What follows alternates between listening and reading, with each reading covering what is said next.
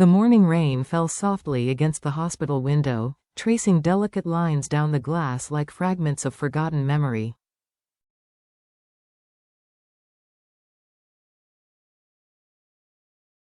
Inside, the room was hushed except for the hum of machines and the steady rhythm of a heart monitor, proof that life, though fragile, still lingered.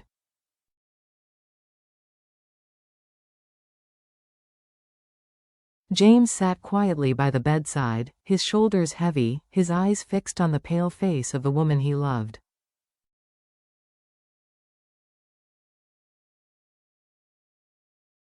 To anyone passing by, he might have looked like a man in prayer. His hands, calloused from years of building homes, now trembled as they rested beside hers, hands once full of warmth and laughter.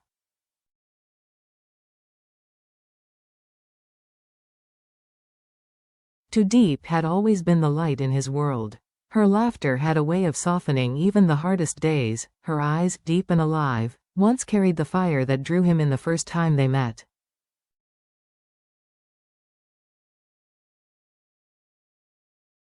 But now, that fire had dimmed. The fever had come suddenly, a night of exhaustion followed by days of delirium and unrelenting heat.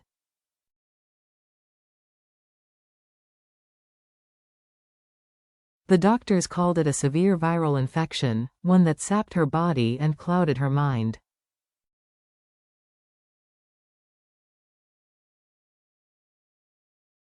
For James, it felt as though the world he had built brick by brick with her was crumbling in silence.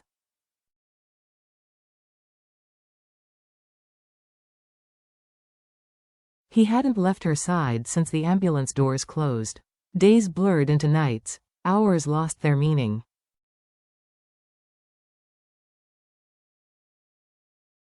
He whispered to her about their dreams, the house they had planned near the rice fields, the laughter of little NHI echoing through their mornings.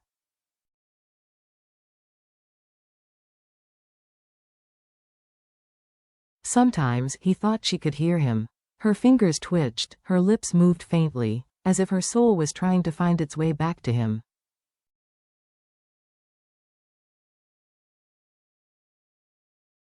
When Deep finally opened her eyes, the world seemed to stop. James rose instantly, his breath caught halfway between relief and disbelief.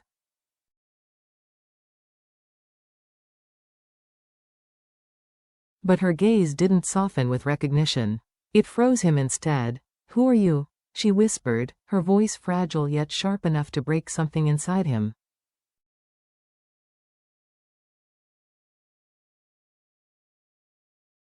The doctor later explained, temporary amnesia, perhaps partial, perhaps permanent. Some memories might return.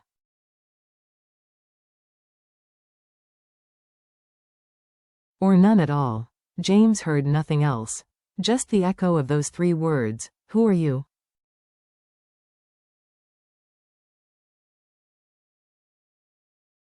That night, as the corridors emptied and the hospital lights dimmed, James sat beside her bed.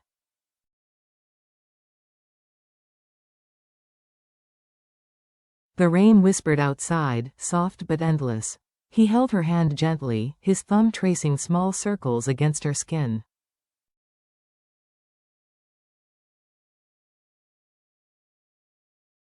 "I'm still here," he murmured. "Even if you forget me, I'll help you remember." In that quiet promise, born from heartbreak and hope, something eternal took root.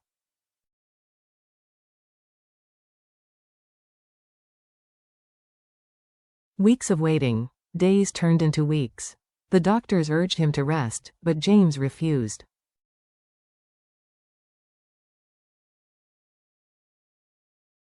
How could he leave the one person who had been his reason for everything? Physically, Deep grew stronger, though her eyes often drifted through him, searching for something she couldn't name.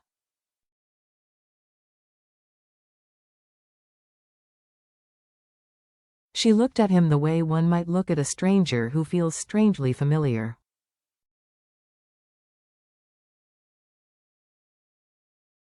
Each glance was a small ache, a mixture of nearness and loss.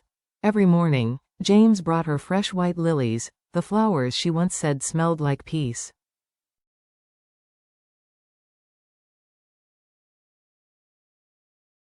He told her stories about a girl who loved jasmine tea, who danced in the rain, who dreamed of a small house with a garden.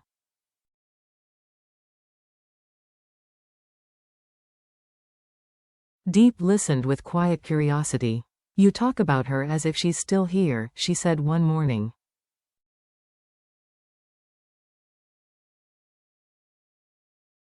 "She is," James replied softly. "In every way that matters." She smiled politely, not realizing the girl in his stories was herself.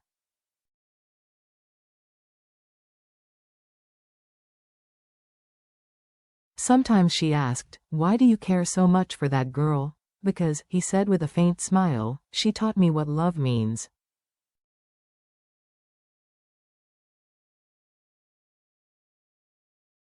He didn't tell her the truth. Not yet. Love, he knew, couldn't be forced back by words.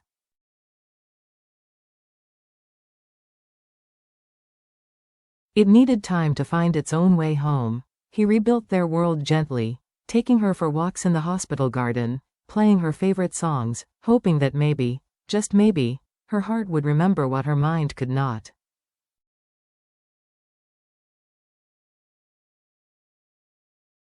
People whispered that he was foolish, that love could not survive in one memory alone.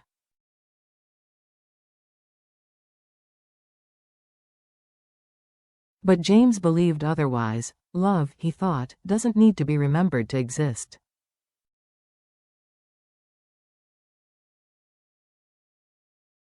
It simply is. Whispers from the past. One golden evening, as the sun slipped behind the hospital, Deep looked at him and said quietly, "When you tell those stories, I feel warm inside."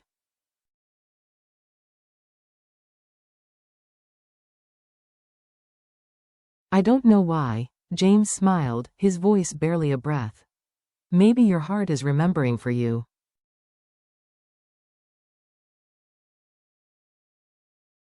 That night, he sat beside her as she slept, surrounded by the faint scent of lilies and the hum of quiet hope.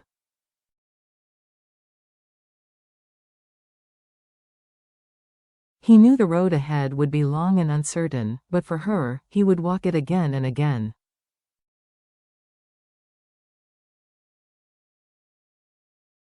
Because love, he realized, isn't about being remembered, it's about staying, even when you are forgotten.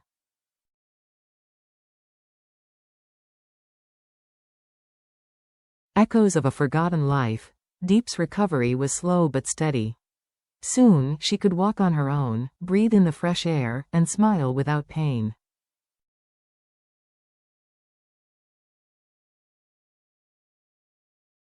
Yet something remained missing, a silent void that tugged at her heart. Then one afternoon, as she wandered through the hospital garden, a stranger approached.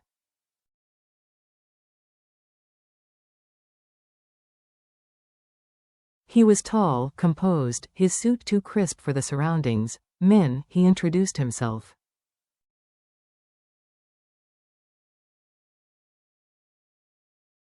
A friend of James. He handed her a bouquet of flowers. "You were very special to him."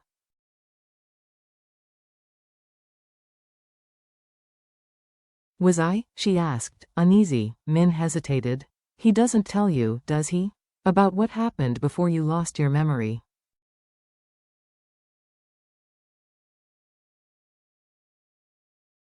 His words lingered long after he left. What happened before? Why did James hide it?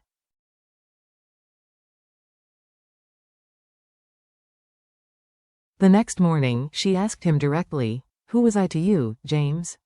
Before all this?"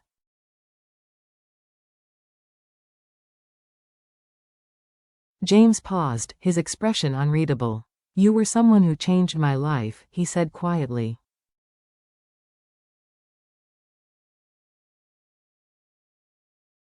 But she could hear the pain behind his calm. He was protecting her, from the truth, or from the past, she didn't know.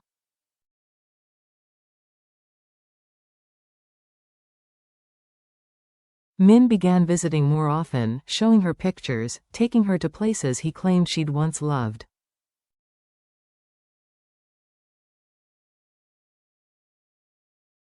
He spoke easily, while James lingered in the background like a shadow, always present, never demanding.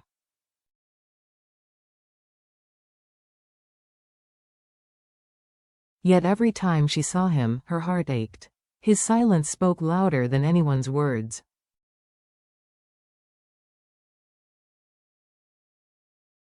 The return of memory.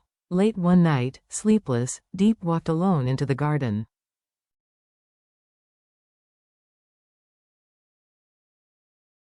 The moonlight painted silver paths across the grass.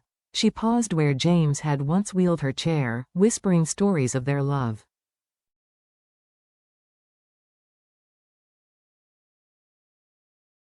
Suddenly, flashes returned, rain, laughter, promises beneath the stars, his arms around her as her fever broke.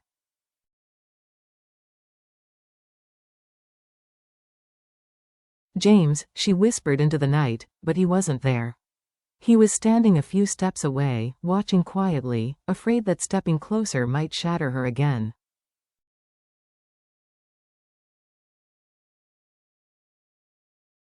He saw the confusion and longing in her eyes, and it tore him apart. Even if you never remember me, he thought, I'll wait until your heart does.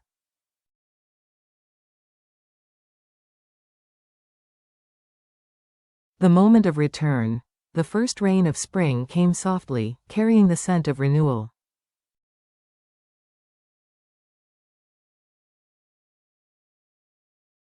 Deep stood by her apartment window, watching droplets race down the glass. Her heart felt heavy, with questions, with something close to sorrow.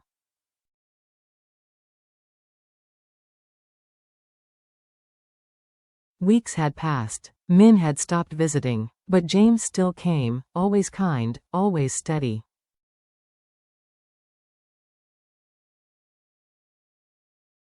She noticed how tired he looked, how quietly he carried his exhaustion. Each time he left, the silence grew louder.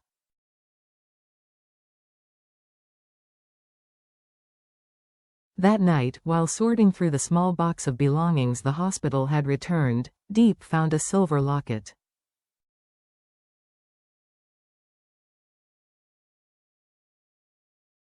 Inside was a tiny photograph, her and James laughing by a river, sunlight dancing on their faces.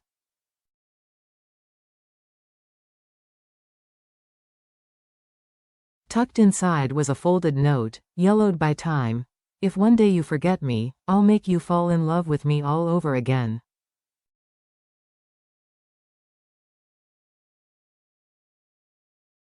Her breath caught. The words broke something open inside her.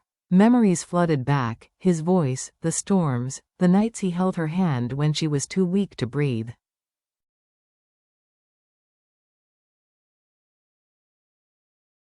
James, she whispered, tears streaming down her face. Without thinking, she ran into the rain, barefoot, breathless, desperate.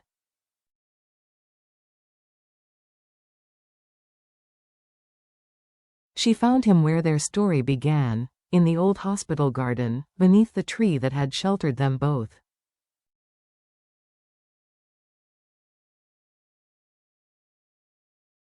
He turned, eyes wide, as she threw herself into his arms. I remember, she cried. I remember everything.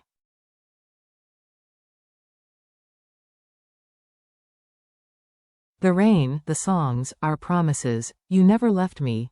James held her close, his tears mixing with the rain.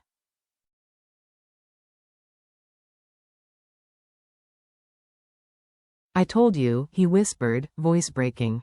I'd help you remember. She looked up, her eyes shining.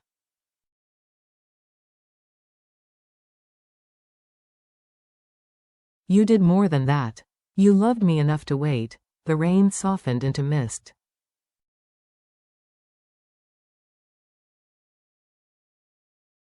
The world seemed to hold its breath. Around them, lilies trembled in the wind. In that moment, they weren't the same people who had lost each other.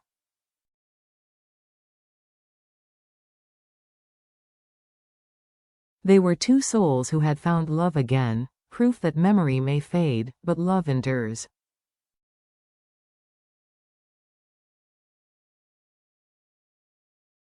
Let's start again, Deep said softly. Not from the past, but from now. James smiled, a smile that carried both an ending and a beginning.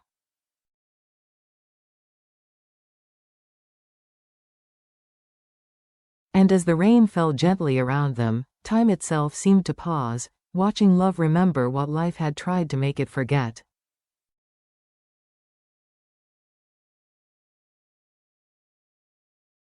Reflection. Their story reminds us that love is not bound by memory or circumstance.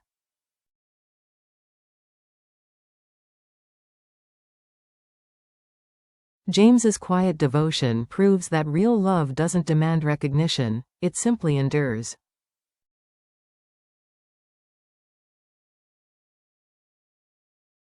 Too Deep's journey teaches that even when the mind forgets, the heart remembers what truly matters.